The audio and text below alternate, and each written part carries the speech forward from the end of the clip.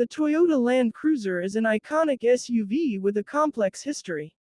The Land Cruiser name has been applied to everything from a Spartan amalgam of spare truck parts to a ponderous land vessel over its 70-plus years of production. But its perpetual charm has helped Toyota sell more than 10 million of them worldwide. These days, nearly every Land Cruiser generation offers something to interest collectors. This guide covers the history of the Toyota Land Cruiser and its evolution over time.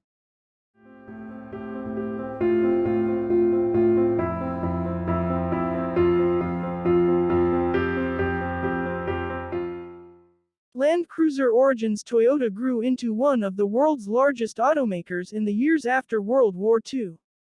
The Land Cruiser, the company's iconic off-roader, set the table for that rise to power.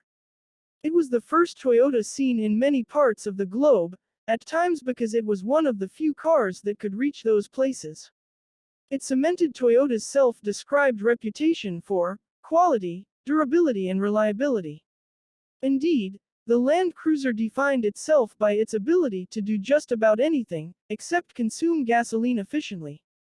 1951–1960, Toyota Jeep BJ and 20 Series. The Toyota Jeep BJ, 1951–55, emerged from military prototypes made during the Korean War.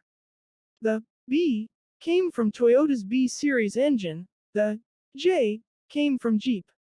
That name quickly became problematic. No, not for that reason. Get your head out of the gutter. Willys, as it turned out, had trademarked Jeep in 1954. Toyota went with Land Cruiser. These found steady employment as military, police and fire vehicles. Toyota eventually modified it into a civilian version in the form of the 20 Series Land Cruiser, 1955–60. It had rounded, more stylish bodywork, a more spacious cabin, a better suspension and a shorter wheelbase for better maneuverability. It used the bulletproof F-Series inline-six engine that would remain a mainstay of the model until 1992. The 20 Series was the first Land Cruiser exported to the United States.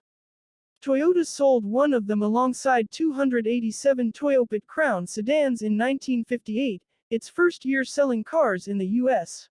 Off-roader, minimal passenger comfort, durable engine. Toyota replaced the 20 Series with the 40 Series, also known as the FJ40 Land Cruiser. Like the Jeep CJ and the original Land Rover, it was a vehicle built for conquering terrain, figuratively or literally. It was the first Land Cruiser to offer low-range gearing, a noteworthy improvement for off-roading. The original had two doors, a column shifter and rear jump seats for maximum versatility and minimal comfort. Significant upgrades came in the mid-late 1970s.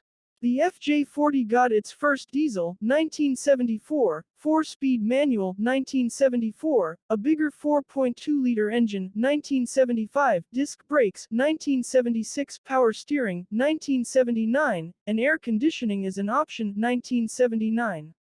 While prices climbed significantly for a hot minute, the FJ40 market has since settled.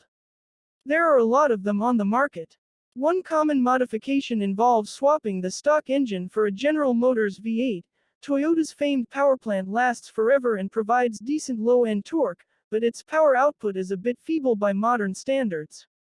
1967–1980, Land Cruiser 50 Series, funky, two-tone wagon aesthetic, propensity to rust, no rear hatch. For a time, Toyota produced a funky, four-door wagon version of the Land Cruiser called the 50 Series, also known as the FJ55.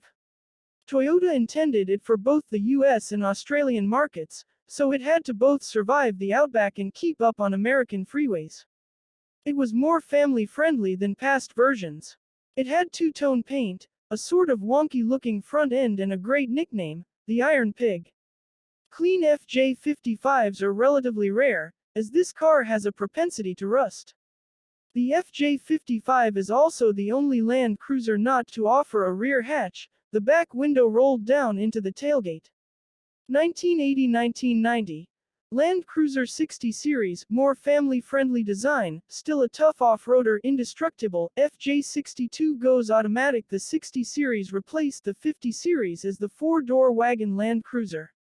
From 1984 onward, it was the only Land Cruiser on sale in the US. Consider it the nexus of Toyota truck enthusiasm and vintage off-roading.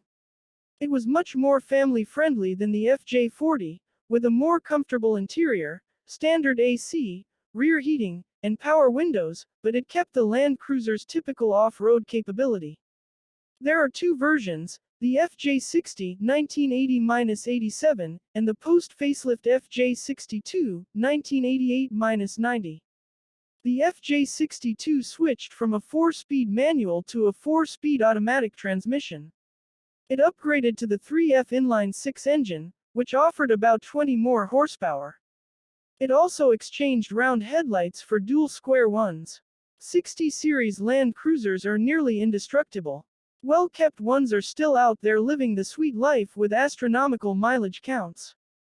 Transmission swaps to a 5-speed manual are common for FJ60s. Toyota built it with a 5-speed manual transmission, but did not offer it in the US, and 4-speed versions turn into high-revving, fuel-guzzling ogres at highway speeds. 1985 now. The forbidden fruit, the Land Cruiser, broke off into different lines in the 1980s. Some did not make it to the US market. The 70 series 1984 present remains in production. Just check out this cool South African pickup. It more directly replaced the FJ40 as a bare-bones, off-road workhorse. America got the 4Runner instead. There's also the Land Cruiser Prado line 1990 present, which is smaller, lighter and less powerful than the 200 series. Spawning from the 70 series, it has existed in J90, J120 and the current J150 generations. Lexus sells the J150 as the GX460 here in the US. 1990-1998. Land Cruiser 80 series, bigger and rounder design, full-time 4WD, end of the old engine. The 80 series replaced the FJ62 and expanded on the family wagon concept, literally. The J80 was 5 inches longer, 5 inches wider and about 600 pounds heavier than its predecessor. It received some slick 1990s styling. Enthusiasts respect the J80 for its off-roading chops. It was the first Land Cruiser to employ full-time all-wheel drive, a coil spring suspension and optional locking front and rear differentials. Toyota ended the F engine line in 1992, swapping it for a 1FZZ inline-6 that added about 60 more horsepower. In 1995, Toyota added airbags and anti-lock brakes. In a controversial aesthetic decision that same year, the sombrero logo replaced the block caps reading Toyota on the grille. The 80 series also boasted a rebadged Lexus variant, the LX450. 1998-2007. Land Cruiser 100 series, first model with independent front suspension, first with a V8 engine, sold as a Lexus Variant 2 LX470. Toyota kept the 80 series' general appearance around for the 100 series, but there were momentous structural changes. The Land Cruiser switched from a solid axle to an independent front suspension for the first time. This shift sacrificed some off-road capability in favor of on-road ride quality. Some foreign markets got a 105 version that kept the solid axle. The 100 series was also the first Land Cruiser to offer a V8 engine. Later models packed 275 horsepower.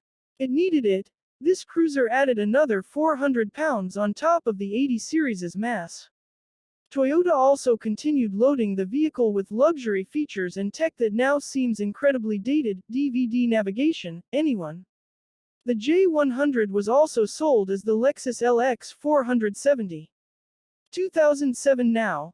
Land Cruiser 200 series, the biggest of them all, expensive, coming in at early $90,000, plenty of modern safety and off-roading technology. The 200 series is the current luxury behemoth, also known as the Lexus LX570. In the US market, it has generally come in one trim, though Toyota has a limited run Heritage Edition in recent years with a 5.7-liter V8 engine. A 2015 facelift upgraded the transmission to an 8-speed automatic. Toyota Land Cruiser 2021. Toyota Land Cruiser has a legendary resume as an off-roader, but the current model comes across as more luxurious than adventurous. Still, this large 2 or 3-row SUV continues to be sturdily built and hugely capable. While it's not as opulent as its corporate counterpart, the Lexus LX, the Land Cruiser has been outfitted with a plethora of upscale features in an attempt to justify its towering sticker price. We're not particularly impressed by the big Toyota's interior trappings, but we do like that it's equipped with serious, trail-ready equipment such as a 2-speed transfer case and a locking center differential. Its standard 381 HP V8 engine isn't particularly special, and it's certainly not fuel efficient, but it moves the rig with authority. The 2021 Land Cruiser lacks the prestige of equally expensive metal, but it's a lot more capable than most of them out in the boondocks, something to think about for those few buyers who will actually venture there.